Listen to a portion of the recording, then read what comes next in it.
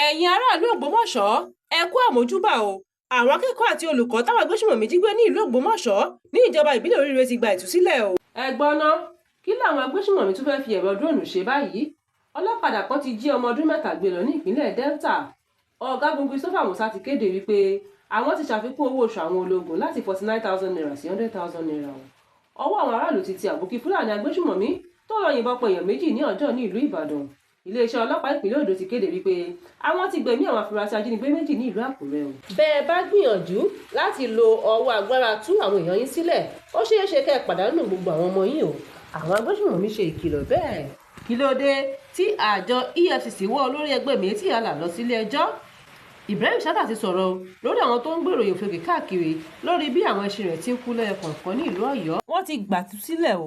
Àwọn akẹ́kọ̀ọ́ àti olùkọ́ tí àwọn agbésùmọ̀mí jí gbé ní ìlú Ògbómọ̀ṣọ́ ní ìjọba ìbílẹ̀ Oríire ti gba ìtúsílẹ̀ lẹ́yìn ọ̀pọ̀lọpọ̀ àwẹ̀ àti àdúrà àti ìgbìyànjú àwọn ológun pẹ̀lú àtìlẹ́yìn gómìnà ìpínlẹ̀ Ọ̀yọ́. Ajá tó wọlé tẹkùn tó bọ̀, òun lọ̀rọ̀ àwọn èèyàn wa yìí o. Ọpẹ́ pàtàkì lọ́wọ́ àwọn ìjọba wa lórí àwọn akẹ́kọ̀ọ́ àti olùkọ́ wọn yìí. Hello, sir. Our father, we are grateful. The president, sir, we are grateful. We understand your commitment to our safety, and we appreciate all you did for us. We could see your hand. Thank you very much.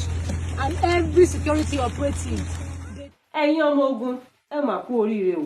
Ìjọba Nàìjíríà ti ṣe àfikún owó oṣù àwọn ọmọ ogun láti 49,000 naira sí 100,000 naira.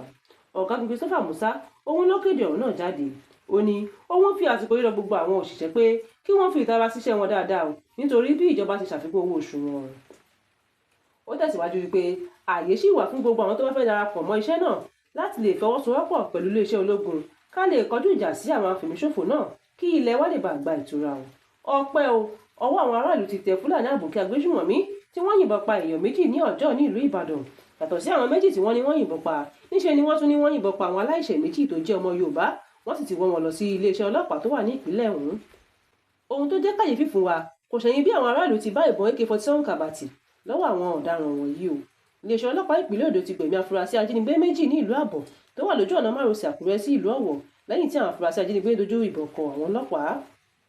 Ẹni tó jẹ́ agbẹnusọ ọlọ́pàá DSP Àbáyọ̀mí Jimoh òun ló ṣàlàyé wípé nǹkan bí aago 7 àbọ̀ ìdájí ni ìṣẹ̀lẹ̀ náà wáyé lẹ́yìn tí wọ́n ké pe ọlọ́pàá pé àwọn afurasí ń ṣọṣẹ́ ní iléeṣẹ́ kan tó wà ní agbègbè ilé ẹ̀kọ́ girama ìlú Àbọ̀ high school. Àwọn ọlọ́pàá sì ṣàlàyé wípé lẹ́yìn ìkọlù náà àwọn rí ìbọn àgbélẹ̀rọ méjì, ọta ìbọn, ìbòjú méjì lákàtà àwọn afurasí ọ̀hún. Wọ́n tún ṣàlàyé wípé àwọn ti gbé òkú àwọn afurasí ọ̀hún lọ sí ilé ìwòsàn ìjọba tó wà ní ìlú Àkúrẹ́ o. Ìmúníkà kó máa jẹ́ ká gbóòórùn àṣebi o. Ọlọ́kadà tí wọ́n ní kó máa gbé ọmọ lọ sí ilé ìwé òun ló mà tún jí gbé. Ọlọ́kadà òun ló tún ṣàtọ́nà bí wọ́n ti jí ọmọ náà gbé lọ.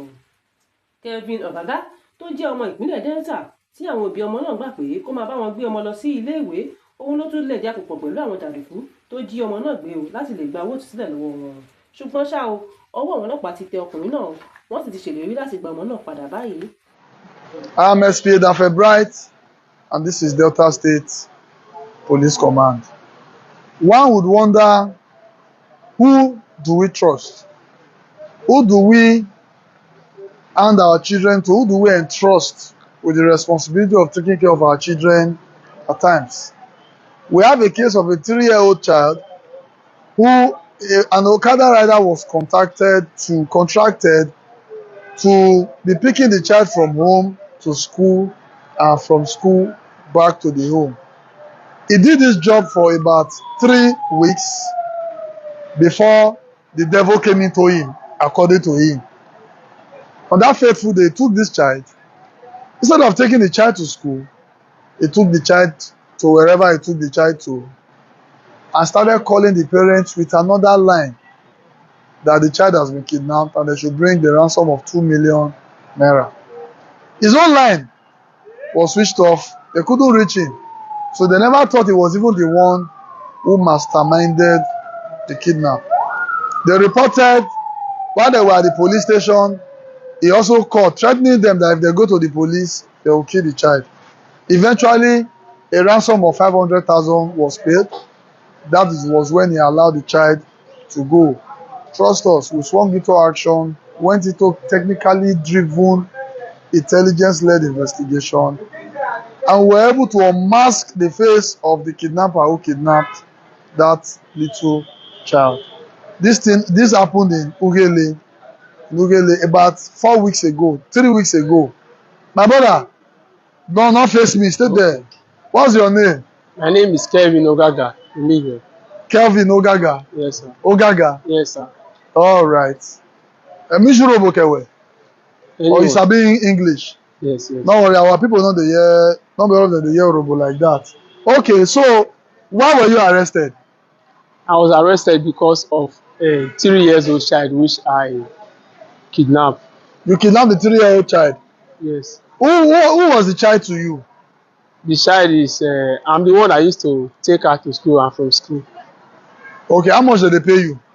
How much they agreed to they pay you? 10,000. Every day or every month? Every month. Every month, 10,000. Yes. Okay, just to carry the child to and fro. Yes. So how many weeks you don't do the work before this thing happen? So in total it's about 4 weeks, sir. Almost a month. Have they paid you already before this thing happen? Yes, sir. All right, so on that fateful day when you carry this pikin, wetin go happen? What really happened was that. ló bá tán o àwọn agbésùnmọ̀mí tuntun ń kọ́ bí wọ́n ti ń lo ẹ̀rọ dúróònù báyìí o ẹ̀gbọ́n náà kí ni nǹkan táwọn agbésùnmọ̀mí tún fẹ́ fi ẹ̀rọ dúróònù ṣe ìjọba nàìjíríà dákun ẹ gbà wá o èyí láriwo táwọn ọmọ nàìjíríà ń pa látàrí bí fọ́nrán kan ti gbàrọ ẹlùjára èyí tó ṣàfihàn bí ọ̀kan lára àwọn ajàǹdùkú afẹ̀míṣòfò ti ṣe ń kọ́ ara wọn bí wọ́n ti ń lo ẹ̀rọ dúróònù o àwọn aráàlú sì ti ń kọminú wípé bí kì í bá ṣe wípé abẹ́rẹ́ àwọn afẹ̀míṣòfò yìí ló kù nídìí ni báwo ló ṣe lè rọrùn fún àwọn afẹ̀míṣòfò láti wá máa lo irú nǹkan báyìí lórílẹ̀‐èdè nàìjíríà. Christopher Musa ti sọ̀rọ̀ lórí àwọn agbésùnmọ̀mí o ó ní níṣe làwọn jàǹdùkú wọ̀nyí ti ṣe ìkìlọ̀ wípé bí ìjọba nàìjíríà bá gbìyànjú láti lo ọwọ́ agbára láti gba àwọn ọmọ sílẹ̀ níṣe làwọn máa pa gbogbo àwọn ọmọ náà dànù.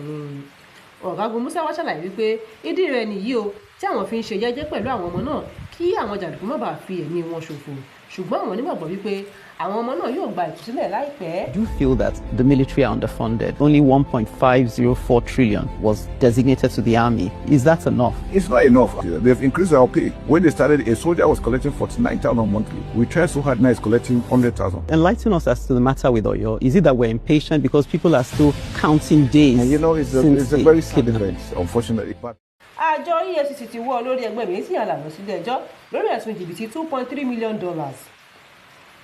bóde ìjọ tó jẹ́ olórí ẹ̀ka ẹgbẹ́ náà tí wọ́n ń pè ní Miyetti Allah Kautal Hall tó jẹ́ igun lábẹ́ àsíá ẹgbẹ́ Miyetti Allah Cattle Breeders Association of Nigeria MACBAN ní EFCC fẹ̀sùn jìbìtì náà kàn.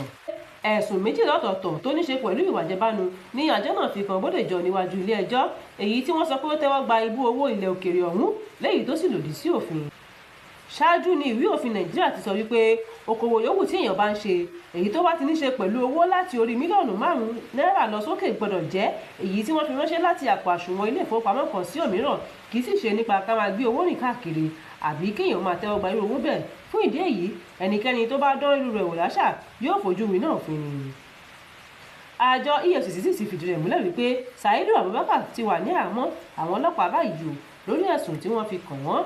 gbajúmọ̀ òṣèré tíátà yorùbá ẹni tí a mọ̀ sí Ibrahim Chatta ti sọ̀rọ̀ lórí awuyewuye tó ń wáyé lórí bóun ti ń pàdánù ọ̀pọ̀lọpọ̀ àwọn ẹṣin tóun ní nílùú ọ̀yọ́ níbi tí wọ́n ti ń ya fíìmù yorùbá ṣáájú ni ìròyìn kan gba orí ayélujára ètò ṣàfihàn bí àwọn kan ti ń fi òun ṣe yẹ̀yẹ́ látàrí bóun ti pàdánù ẹṣin 52 nílùú tí wọ́n ti ń ṣe fíìmù náà ó tẹ̀síwájú pé bí òun ṣe ní ìlàkọjá òun ló mú káwọn èèyàn máa sọ wípé òun ò ní owó tóun lè fi ra iye ẹṣin bẹ́ẹ̀ sínú ọgbà rẹ̀ mọ́ òun ṣùgbọ́n ohun tó mú kóun sọ̀rọ̀ jáde ni pé kì í ṣe wípé òun ò ní owó tóun lè fi ra ẹṣin mìíràn ṣùgbọ́n àsìkò tó yẹ kóun sì ra òmíràn rọ́pò àwọn èyí tó ti kú òun ni àwọn jàǹdùkú ya wọ ìlú Èsìẹ̀lẹ̀ níbi tí wọ́n ti jí àwọn èèyàn kó lọ kódà ìbẹ̀rùbojo yìí ló mú kí àwọn akẹgbẹ́ òun kọ́ máa yẹra láti wá ya fíìmù ní abúlé ọ̀hún ìdí rẹ̀ sì nìyí tí mi ò ṣe tí ì ra ẹṣin mìíràn kì í ṣe ta ìrówó rà o àbí nǹkan mìíràn Ibrahim Chatta sì ṣàfihàn rẹ̀ wípé kò sí bí ẹranko ṣe máa wà tí kò ní kú kò sì sí ohun tá a fẹ́ bọ́lọ́run fà lórí rẹ̀ ṣùgbọ́n o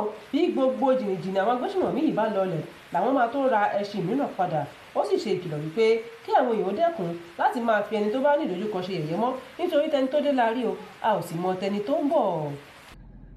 Kó tó di àsìkò I think after irun asri before Maghrib Abisogun Taofeek Abisogun wá pè mí a jọ ń sọ̀rọ̀ nípa iṣẹ́ nǹkan kan àti bí àwọn èèyàn wá ṣe ń bẹ̀rù láti lọ ṣe eré ìbílẹ̀ ńsìn nítorí ìṣẹ̀lẹ̀ tó ṣẹlẹ̀ ní Èsìẹ̀lẹ̀ torí àwọn ará Èkó ń sìn kan tó bá dárúkọ Ìbàdàn fún wọn lórí iṣẹ́ wọn ò ní fẹ́ wá, wọn ò ní fẹ́ lọ sí Ìbàdàn, wọn á ní Ọ̀yọ́ bó ṣe gbọ́ Ọ̀yọ́ state yẹn òun kálukú ń bẹ̀rù àti lọ iṣẹ́ inú igbó, and who can blame them?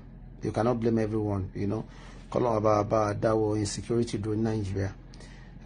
So ìgbà tẹ́mi àti wọn à ń sọ̀rọ̀ iṣẹ́ tó fẹ́ wá ṣe nǹkan kan, wá ń sọ àwọn kan tá a put in place, then ọ̀rọ̀ kan jẹyọ ni pé lọ́sẹ̀ ìgbọ̀n wọn ni wọ́n ń jà ní ẹ má bínú màmá yà káàkiri lórí ọ̀rọ̀ yìí o, wọ́n ní àwọn máa ń jà ní mọ́níyà ló ń tiẹ̀ pé mo wá ní òkè later after ìrun ṣá mo wá ní kémi náà wo nǹkan tó ń ṣẹlẹ̀ lórí social media pé kí n wo ọ̀rọ̀ mọ́níyà ẹ̀ èyí tèmi rí àwọn fídíò tí mo rí ọjọ́ lọ́rọ̀ yẹn ti ṣẹlẹ̀, kọ́lọ́run ọba kó bá pẹ̀tù sí gbogbo àwọn èèyàn tó wà ń bẹnu o, kọ́lọ́run má jẹ́ kí ara burú o, àwọn tí nǹkan kan kọ́lọ́run aláàánú kó fún wọn lókun àtagbára o. So bí mo ṣe wo fídíò bíi méjì tán mo kàn tún wá rí ọ̀rọ̀ yẹn ni tẹ́nìkan tó post ẹ̀ lórí ìyàn yẹn náà. So ṣé Ibrahim Chatta ṣé o ti ní ẹṣin ti kú 48 kìíní kan? Ok, mo fẹ́ sọ fún yín direct báyìí, mo ti lose ẹṣin kò ń ṣe 48 mọ́, mo ti lose ẹṣin 49 torí lẹ́yìn 48 yẹn ẹyọkan mi ti kú. Nínú ọdún yìí a pàdánù ẹṣin púpọ̀ àti pàdánù ẹṣin méjì. This is the lowest. So kí ló máa ń pa àwọn. fọ́nrán kan sí ìròyìn ẹ tẹ̀lé wa lórí ìkànnì Yorùbá Space TV lórí ayélujára Facebook àti YouTube. Tèmítọ́pọ̀ àṣà ló ń jábọ̀ ròyìn sí tí ì gbọ́ yín. Ire o.